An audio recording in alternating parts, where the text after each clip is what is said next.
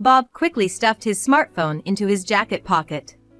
Then suddenly, Lily said to Bob with a serious face, "Bob, why did you bury the baby in the mountain?" Hearing this, both I and Natalie stopped our conversation and looked at Lily, stunned. "What?" Bob's face turned pale. "What are you talking about?" Bob answered, flustered. "The baby I saw on your phone earlier," Lily said with a stern expression. "Show me the photos on your phone again." Prompted by Lily, Bob opened his photo album and showed pictures from their recent camping trip.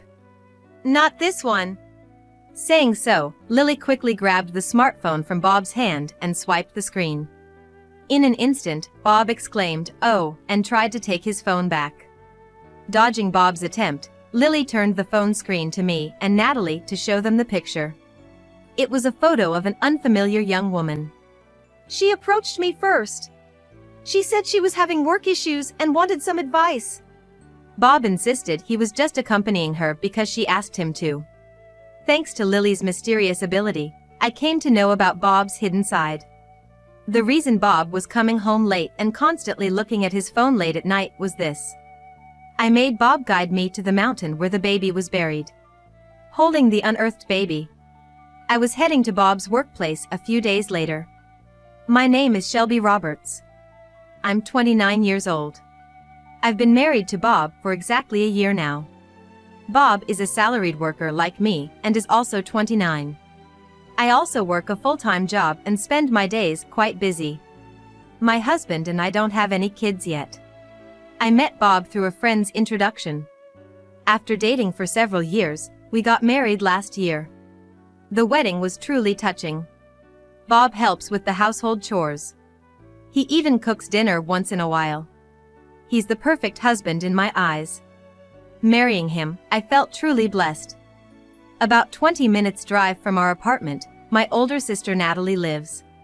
Natalie is 3 years older than me and is already married with a 5-year-old daughter named Lily. Natalie and her family purchased a house where the three of them live. I adore my niece, Lily. Lily affectionately calls me Aunt Shelby and is very fond of me. Once, when I visited my sister's house, Lily suddenly told me, "Hey, when I was in Mommy's belly, I remember hearing your voice." Huh? I was genuinely taken aback. "Do you remember being in Mom's belly, Lily?" "I heard Dad's voice too," Lily replied with a serious face. I've heard of kids having memories from the womb, but this was the first time someone told me directly about it. When I told Natalie about this, she said, "Yeah, every now and then, Lily mentions things from when she was inside me." I never knew kids could remember such things. Impressed, Natalie shared more with me. "That's not all. Sometimes, when I can't find something, she tells me where it is.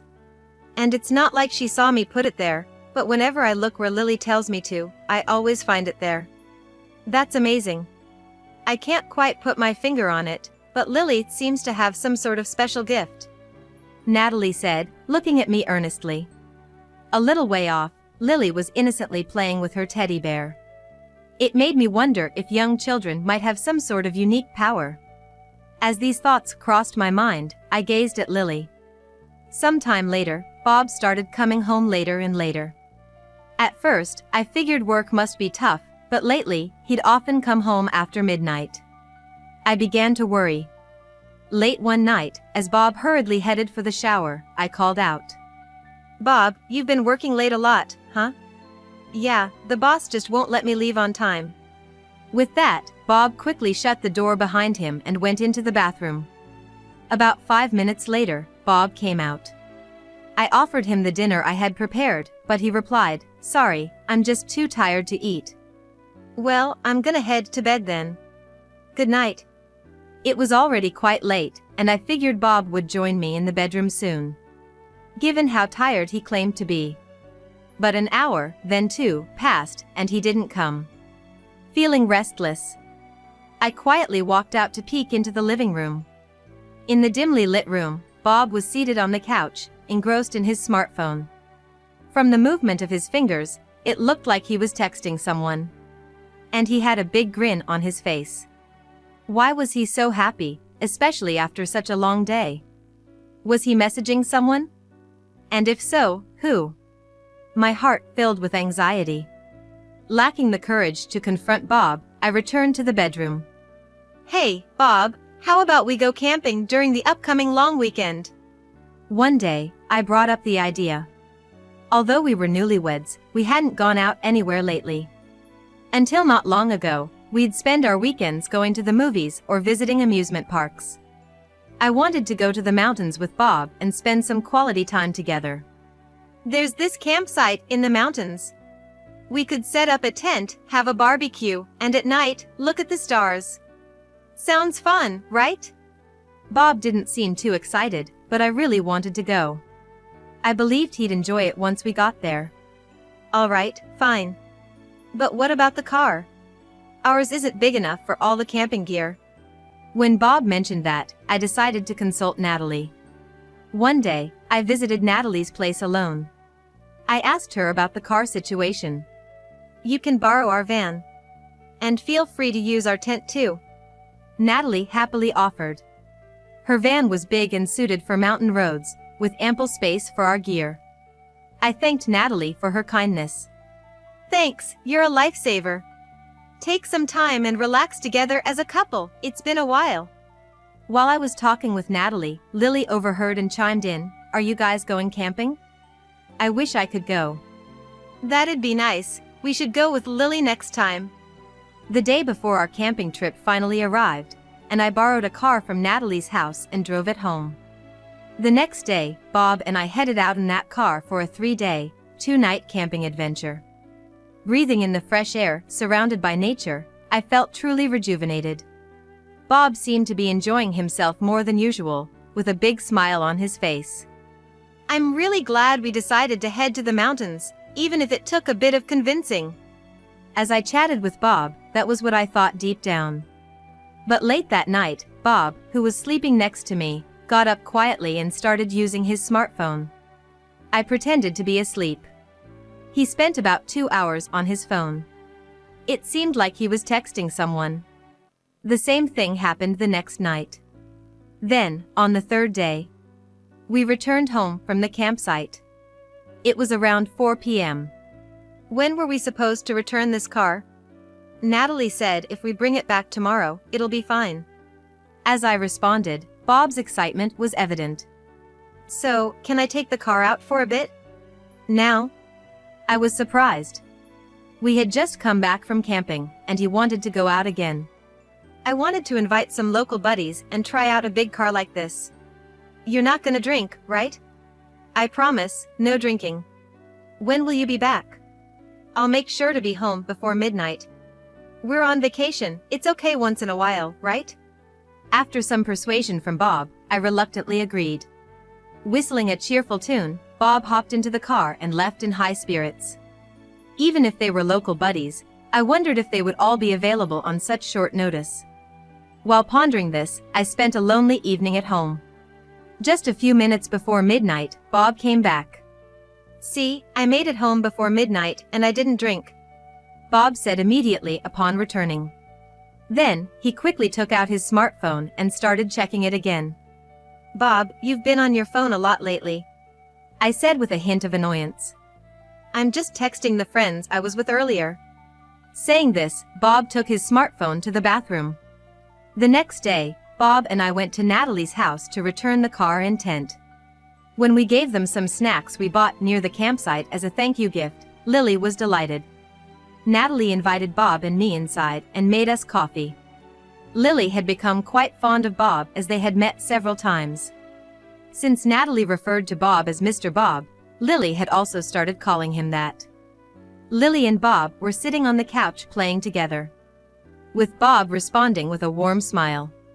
Soon after, Lily requested to see the photos Bob had taken during the camping trip on his smartphone. While Natalie and I were chatting, she asked, "How was the camping? Did you have fun?" "Yes, it was great. Thanks for the car and tent, they were a huge help." Suddenly, Bob said in a loud voice to Lily, "Don't touch it without permission." That's it, as he quickly took his smartphone away from Lily. Lily seemed to have fiddled with the smartphone. Nuh-uh, you can't touch things without asking. Natalie gently reprimanded Lily. I wanted to see more of Bob's photos, Lily said with a pout. Bob hurriedly put his phone back in his pocket. Suddenly, Lily said seriously to Bob, Bob, why did you bury the baby in the mountain?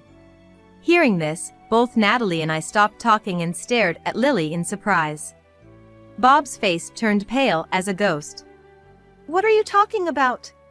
Stammering, Bob responded. The baby I saw on your phone earlier, Lily said with a serious look. Bob, show me the pictures on your phone again. Prompted by Lily, Bob opened his photo gallery to display camping photos. Not this one, Lily responded, swiftly taking the phone from Bob and swiping the screen. Bob, taken aback, exclaimed, "Oh," and tried to snatch his phone back quickly. Avoiding Bob's grab, Lily showed Natalie and me the phone screen. A picture displayed an unfamiliar young woman. She was holding a large baby doll plush, grinning widely. In the background was a claw machine. It seemed the photo was taken in an arcade. Presumably, the stuffed doll was a prize she won from the claw machine. Who's this? I asked in a low voice. Looking panicked, Bob tried to retrieve the phone from Lily. Just then, Lily handed the phone to me, and as I swiped, a photo of Bob and the young woman taking a selfie while closely hugging each other appeared. Swiping again revealed another picture of Bob and the woman, lying side by side, apparently in a car. Upon closer inspection, the car's interior matched the one Natalie had lent out. The seats were flattened, and it seemed the two were lying down, taking pictures. Bob's eyes darted left and right.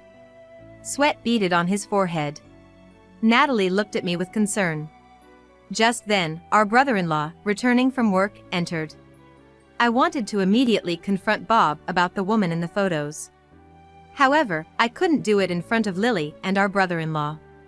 Thankfully, Natalie suggested that she take care of Lily with the help of our brother-in-law and that we should move to another room. Bob, Natalie, and I went upstairs, closed the door, and continued the conversation. Who's the woman in the pictures? Bob was reluctant to speak. However, after persistent questioning from Natalie and me, Bob finally admitted. The woman in the photo was a coworker named Jane Smith. She's 23. She had joined his workplace as a new recruit this spring. Bob had been cheating on me with this woman. I felt like I was about to pass out. She was the one who approached me. She said she was having trouble at work and wanted to talk, Bob tried to explain. Bob, can you show us what kind of messages you exchanged with this Jane? Natalie suddenly asked. I can't really do that, Bob exclaimed in distress. If there was infidelity, I want to see the evidence as your sister-in-law. Of course, Shelby should know as well, Natalie argued. Bob was adamant about not showing his phone, but after Natalie's strong persuasion, he reluctantly handed it over to her. When Natalie looked at Bob's phone, there was a ton of conversations with Jane. The two whispered sweet nothings to each other multiple times a day. One day, I was shocked to read their messages. It was a message from late at night when Bob went out with the car he borrowed from Natalie. Today was fun. It was only for a short time, but I'm glad I got to see you, Jane. I was so happy to get cozy with you in such a big car. I only sneaked out of the house today just for that.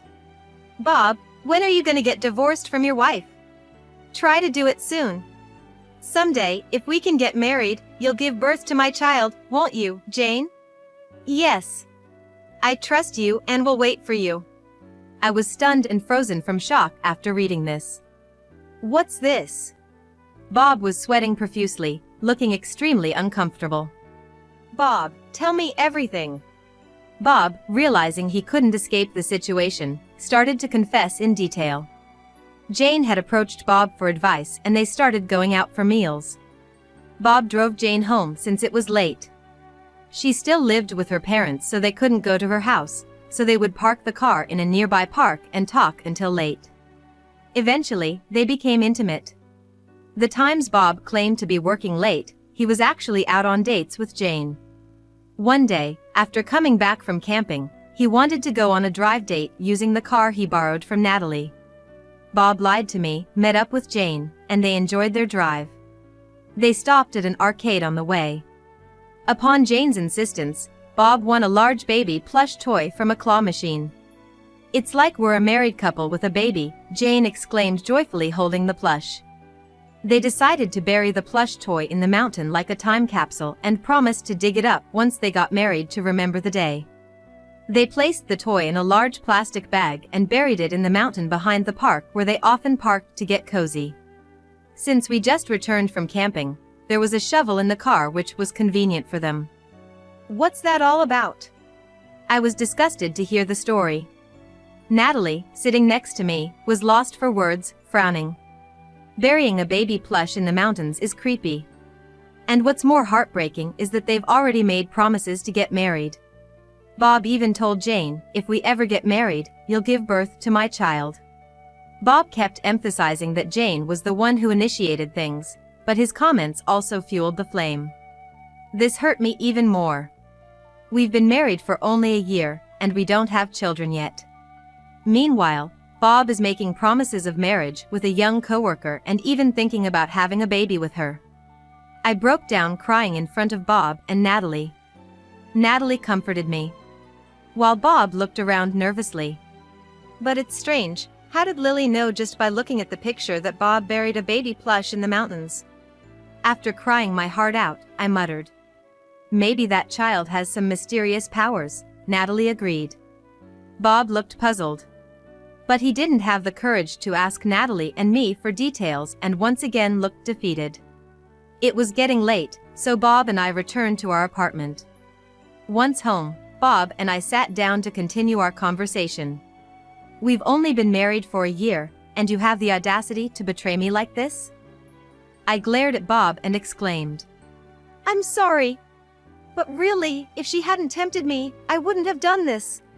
"You have some nerve saying that. You were clearly enjoying yourself with that young woman." Furious with Bob's excuses, I lashed out at him. "Bob, you're terrible, but that Jane girl is just as bad. She knew you were married." "Well, she's been having a hard time at work and struggling." I was flabbergasted by Bob's attempt to defend Jane. "So, because she seemed troubled, you thought you'd console her and get all cozy in your car? I've been concerned for a while. You've been coming home late, and I've noticed you on your phone till the early hours. I pretended to be asleep, but I knew you were constantly texting someone," I said loudly to Bob. He looked down, remaining silent. "For starters, I'm telling my parents and yours about this." When I said this, Bob started to panic. "It's only right to tell our parents. My sister already knows, so I can't keep this a secret." I exposed Bob's affair to both our parents. Soon, both sets of parents stormed into our home, berating Bob. "How dare you have an affair just a year into your marriage? Shelby deserves better. What were your wedding vows? You promised to make our daughter happy, but you betrayed her so easily." My parents vehemently rebuked Bob. Even more so, Bob's parents were livid. "We never thought you'd be such a disgrace.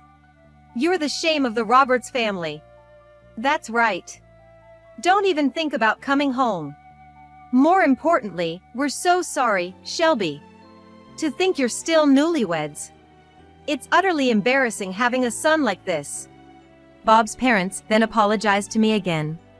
"Hey, what are you waiting for? Bob, apologize too." "I'm truly sorry." With tears streaming down his face, Bob said this after being berated by both sets of parents. "You have a wonderful wife like Shelby, and yet you do this. We're cutting ties with you, Bob. Got it?" After being thoroughly scolded and everyone left, Bob collapsed on the floor. "Bob, I want a divorce," I stated firmly. "You probably want to marry Jane and have kids with her. I'll gladly divorce someone like you."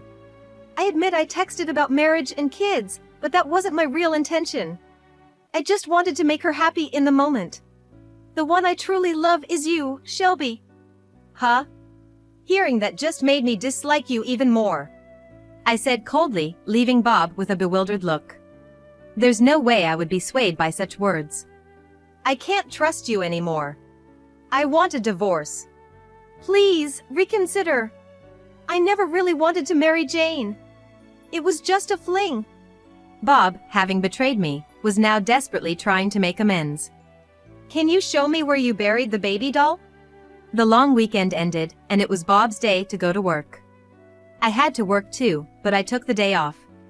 "Excuse me, my husband works here. Thank you for always taking care of him," I loudly greeted everyone as I entered the office building. That was Bob's workplace. Everyone there was staring at me, completely taken aback. No wonder, as I was holding a stuffed baby toy covered in dirt. The sight was so bizarre that the employees were frozen in shock with wide eyes. Every step I took, dirt from the stuffed toy fell onto the office floor. Bob, his face ashen, hurriedly approached me. Yesterday, I had Bob guide me to the mountain where the stuffed toy was buried. And in front of me, I had him dig up that stuffed baby toy. The toy was in a large bag, but as we dug it up with a shovel, the bag tore, getting the toy dirty. Last night, I had thought of using this toy somehow to take revenge on the two of them. And what I came up with was this plan, to barge into the office holding this dirt-covered stuffed baby toy.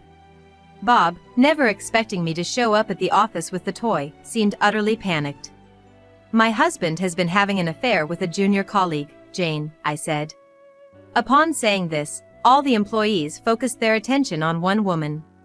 It was Jane, Bob's affair partner. Jane, like Bob, turned pale and looked down in sheer embarrassment. "He told me that they would bury this stuffed toy until they got married, and once their dream came true, they would dig it up together," I said. I could hear whispers of disbelief from the employees, saying things like, "No way. That's so creepy, and sounds like a horror story. But what I don't get is why he would tell me something like this while he's cheating on me with Jane," I said, and then played a video on my phone. Bob's voice echoed loudly. "Please, reconsider. I never really intended to marry her. She was just a fling." After the video finished playing, Jane, who had been looking down just moments before, sharply raised her head, her expression furious. "Just a fling? Bob, what does that mean?" she demanded. "No, it's not like that," Bob stammered, lost for words. "You promised to break up with your wife and marry me. You even said you wanted me to have your baby," Jane yelled. The employees were once again shocked by her words, and a commotion broke out. "Here you go." I handed the dirt-covered stuffed baby toy to Jane. Then I handed Bob a divorce attorney's business card. "We're getting divorced. From now on, let's communicate through the attorney." Overwhelmed by my determination, Bob silently took the card. "I apologize for the commotion, everyone. I've finished my business here, so I'll be on my way," said to Bob and Jane. "I wish you two all the happiness." With that, I left Bob's office. I brushed the dirt off my clothes as I walked away. Later, I heard that both Bob and Jane confessed to their affair when questioned by their superiors. Concerned about the company's image, they were both promptly fired. Jane was furious upon being called just a fling. She transitioned from a timid new employee to a woman filled with rage. After I moved out of our shared apartment, Jane forcefully moved in with Bob. Bob was threatened by Jane, "You never know what I might do." He had no choice but to do as she said. Bob was fired from his job and tried to find another, but Jane forbade him from talking to other women. Bob was fed up with Jane, but given her unpredictable nature, he reluctantly complied. Bob ended up working at a construction site with only men, putting in hard labor every day. Jane took away Bob's freedom, constantly checking his smartphone as if monitoring him. She probably feared someone else would snatch Bob from her, just as she had done. Not only was Bob burdened with paying the rent for the apartment and living expenses, but he was also pressed with paying me compensation for the emotional distress he caused. I had also demanded compensation from Jane for the same reasons. She seemed to have started working multiple part-time jobs, but she kept getting fired, hopping from one job to the next. The lawyer who helped with the compensation issue had a chance to meet with Bob. That's when he learned about the miserable life of Bob and Jane and reported back to me. After the divorce, I moved back to my parents' home. My workplace was within commuting distance from home, so I continued with my job as before. Living at home meant I had many more opportunities to see not just my parents, but also Natalie and Lily. Natalie genuinely sympathized with me, offering words of encouragement. "Shelby, you've been through a lot. You're still young, you'll surely find someone better." "I hope so." But thanks to Lily's mysterious power, I was able to part ways with that awful man quickly. I genuinely felt that way. It was a silver lining that I got divorced from such a man so quickly. I felt like Lily, with her mysterious power, was a lifesaver. I hope to someday meet an honest man and get married. And I'd like to have and raise children. For that time, I'm gonna work hard and save money now. With such thoughts, I'm living each day with a positive attitude.